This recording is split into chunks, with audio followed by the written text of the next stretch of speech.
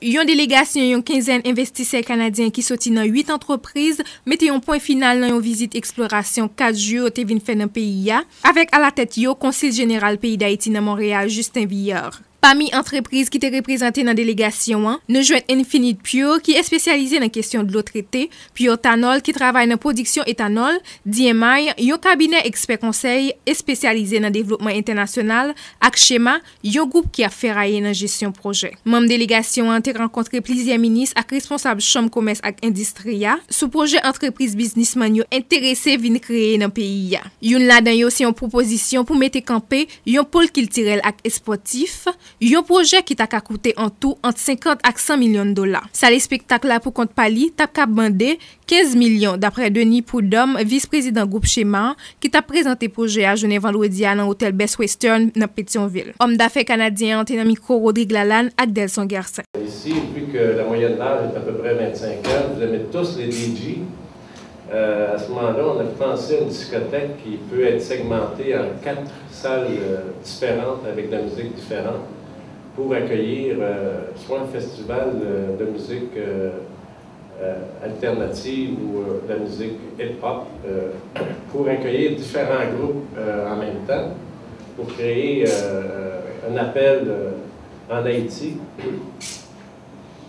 Et là, vous voyez un peu la salle de spectacle en plein air. On va retourner plus loin, un petit peu plus loin, où vous avez grandement besoin d'une salle de cinéma. Alors, la salle de cinéma, on comprend 4 salles de 300 places. Il y a des investisseurs qui vont être intéressés à venir implanter cette salle de cinéma, parce que vous n'avez plus aucun cinéma ici en Haïti. En ayant 4 salles, vous pouvez aussi avoir, avec des installations extérieures, un festival de films. Et alors ça, c'est une des installations dont le besoin est grandement criant. Ça fait presque 10 ans que vous n'avez plus de salle de cinéma. Au point de vue de la culture, ici, on a établi une bibliothèque nationale dans laquelle il y a aussi studio enregistrement audio, montage de films, et studios de tournage de films à l'intérieur. La Bibliothèque nationale, on pense qu'on devrait aussi mettre en place des bibliothèques mobiles en région et pouvoir faire des prêts entre la Bibliothèque nationale et la région. Et pour l'ensemble de ces installations-là, la pièce maîtresse pour nous, c'est la salle de spectacle. On a déjà une fondation, je ne peux pas nommer encore l'artiste, mais on a une fondation qui est très intéressée éventuellement à financer une partie de la salle de spectacle. Là, nous sommes rendus à la piscine olympique.